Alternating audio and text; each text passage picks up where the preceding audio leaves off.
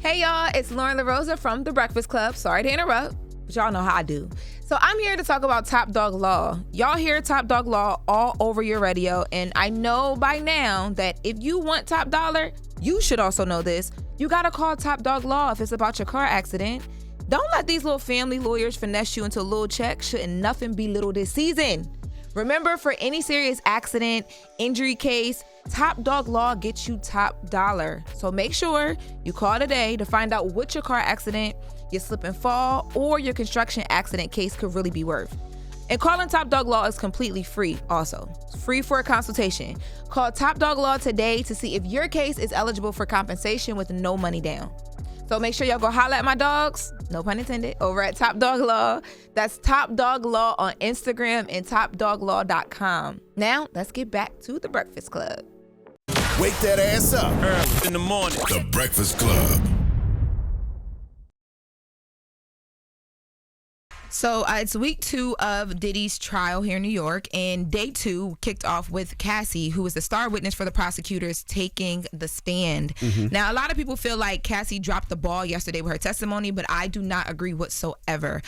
Cassie got on the stand and she detailed everything from the first day that they met to the time that they spent together, her 21st birthday, where that was her first time kissing, and she admitted that she didn't want to kiss him, that she felt, just very she didn't know how to feel. She felt confused. She was young. She was crying. She set the scene early for the power dynamic of, this big mogul who was supposed to be helping me in music, who had such a big life that she just uncontrollably fell in love with, and things got bigger than her. That was 17-year age difference, correct? Yes, and that was the narrative, and they were together, for those who don't know, for 10, 11 years. Now, after she details a lot of the background, she starts going into the things that a lot of us wanted to know about. So they talked to her about the freak-offs, and what she says about the freak-offs is that Diddy allegedly was in control. She says that, it was very well choreographed. Like, it was almost, when she was describing it, I was like, it sounds like he was shooting a music video. Executive producing. No, for real. She says that, there were certain supplies that they would have, right? So they would do, candles as the lighting, and it would always be like Glade, or there was another brand that she mentioned because he wanted it to smell a certain way. And then she Glade. says... Candles. Then she says that they would get extra linens, and we've heard this story, but she said that, because we heard before that there were extra linens because of Dookie on the sheets. So what she said was she was actually made to have freak-offs during her period, and so there would be blood on a lot of the sheets, and she said she didn't want to do that, but she was being made to do that allegedly. And she also alleged that there'd be urine on the sheets, and we've heard testimony about the urine and why those things happened allegedly. And baby oil, she said that they would oil up so much. That was like a big thing for Puff, allegedly. Like, you had to be oiled, that every 5 minutes they were like just re-oiling because he wants you to look like a shiny suit. Yeah, because it glistens, and I guess it's the sexiness of baby oil on it. He wants you to glisten like them shiny suits he used to wear in the 90s. This is so sad. I guess so. And then when we were talking about the urine, she talked about that in one of the freak-offs, because they'd asked her, we opened up our testimony or our opening statement, the prosecutors, talking about, you alleging that there was a male escort that was made to urinate on you. You can say pee. Same thing. Urinate on you. Can you detail that? So she starts to detail that, and she says that at one point she was choking, obvious reasons. And they asked, well, why didn't you just ask them to stop? And when I say them, she updated us and let us know. Who's the attorney, Riley Freeman? He says, why wouldn't you just move out the way? That's what he asked her for. Basically, they just asked, like, at this, because it didn't sound like she was being held against her will at that point, like physically. So they're like, well, why would you just, because she said she laid down with her hands up a lot of times when that was happening, because she didn't like it and it was a lot going on. And she said that not only would the escorts do it, allegedly Puff would join in as well. And she said when they would get to a point where it was too much for her, sometimes he would tell the escorts, Puff would tell the escorts allegedly, like, yo, all right, let's stop, let's chill. So they asked her, like, why wouldn't you just tell them to stop yourself? And she said, I'm laying on the floor, and allegedly intoxicated by all these things, and it's 2 men standing over me. What am I going to do? So I just lay there with pee.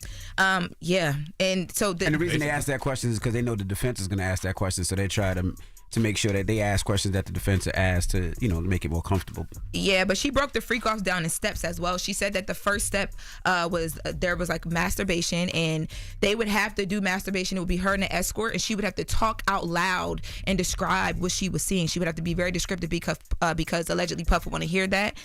She said he would be blindfolded, right? No, not all the time, because once they got more comfortable with the escorts from what it seems like she's describing, the blindfolds would come off and all that stuff.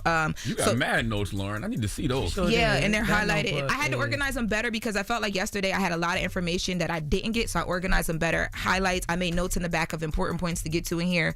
You can read these notes. Loren is in the courtroom. She's in the courtroom. That was a new notebook. At the beginning. I bought a second one yesterday. Yeah, that's crazy. So that first step was the descriptive foreplay, and then step 2 is the touching. Now, step 2, she alleges, is that's when all the baby oil comes out. Step 3 is oral, and she says that a lot of times she would rush to get to the oral because she just wanted to get it over with, because she kept making a point of she didn't want to do this. She just was doing it because she was so in love, and she said she didn't want him to go and do it with anybody else. Now, step 4 was the actual intercourse where they would engage in, sex, and she said that sometimes Puff would just watch, allegedly, but then she said other times he might join in if they were really comfortable with an escort. So that would look like her giving Puff head and allegedly, or wait, I can't. No, you can't say that part. That would look like her Oral giving sex. Puff fellatio. Fellatio, yes. And the other escort having sex with her at the same time. Now, she did give us an update I didn't know if I needed. She said that a lot of times after they would finish, the escorts would have a happy ending, and Puff would make her take that happy ending and rub it on his nipples, and then they would engage in whatever they were going to do, just Cassie and Puff allegedly. So his man milk on Puff's nipples? That's what Cassie is alleging, that she that Puff liked her to rub it on his chest and on his nipples. Jesus. And So chocolate covered nipples with a semen drizzle. Yo, Glaze. shut up, man. And glaze. We have to say glaze. Oh, so, yeah, Diddy likes his nipples medium well with a semen glaze. yeah, and she said that anytime that she was having intercourse during the freak-offs by herself, and Puff would just be allegedly listening or watching, he would then ask her about it after, and he'd be very descriptive. Like, he would ask her, how did the D feel? Did she rub the semen in the nipples like a DJ scratches a record, or did she Just rub go. it in like lotion? Keep going. What you think? She Keep didn't going. really specify. Listen, why you real quick, answering him? Going back to right here, clown. Look, you said that she said she didn't want him to do it with anybody else. Is that because she didn't want anybody to endure any, like, the things that she was doing, or The way that was she a put it- jealous girlfriend? Like, what was happening? The way that she put it, she said it on a stand. I was a very jealous girlfriend when it came to him and other women. And she said, this is this powerful, rich man who she was so in love with. She felt vulnerable because he had shared this secret of these voyeurisms and freak-offs that he liked to do. She didn't want another woman coming in and swooping up in her place. And a lot of times she alleges, and we saw actual text messages they brought up where she tried to tell him she didn't want to do a freak-off. And he was like, oh, okay, you're boring. You're predictable. I'm sorry. He said you're predictable. But it was giving the effect of, I don't want him to think I'm boring. I don't want him to think that I'm not down. So I'm going to just do it. So you don't Question. do it with somebody else.